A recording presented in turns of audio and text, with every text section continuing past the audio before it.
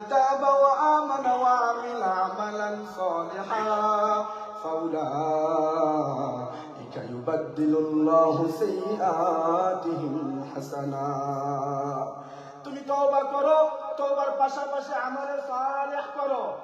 আজকে তওবা করছো, একই গুনাহ কালকে থেকে করার চেষ্টা করো না, ওই গুনাহ থেকে নিজেকে বাঁচানোর চেষ্টা করো। আমলে সালেহ করো, সৎ কাজ করো, অসৎ কাজ থেকে দূরে থাকো। শুধু নিজেই নয়, অন্যকেও অসৎ কাজ থেকে দূরে রাখো। ইয়ামুরুনা বিল মারুফি ওয়া ইয়ানহাউনা আনিল মুনকার। নিজে সৎ কাজ করো, মানুষের সাথে ভালো ব্যবহার করো, মানুষের হক মাইরা খায়ও না, কাউকে কষ্ট দিও না জবানের দ্বারা, কারোর সাথে খারাপ আচরণ করিও না।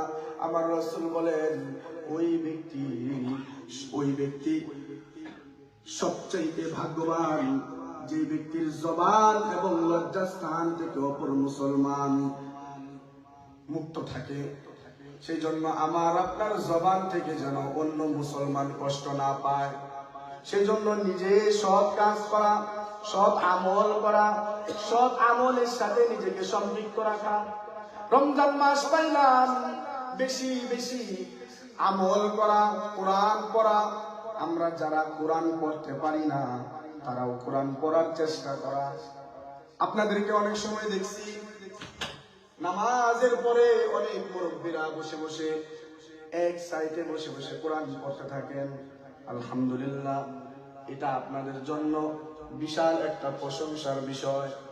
যারা কোরআন পারে না, কোরআন যেন পড়ার চেষ্টা করে।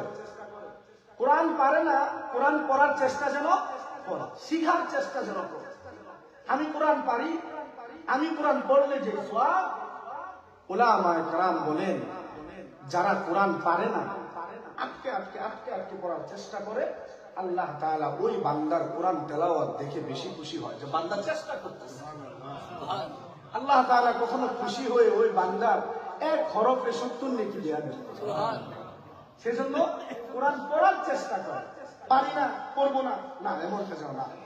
নিজে কোরআন পড়তে দেখলে না সন্তান কোরআন পড়তেছে, বাপ টিভির সামনে বসে হয়েছে, টিভি চালাইতেছে, নাটক সিনেমা দেখতেছে, ছেলে কি করবে?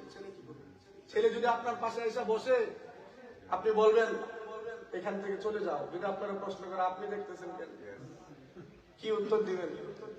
কোন উত্তর নেই।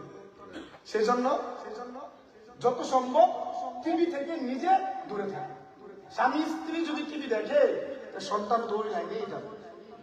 সেজন্য এই দেশের সন্তানদেরকে কোরআন শিক্ষা দেওয়া। কোরআন যদি না শিখান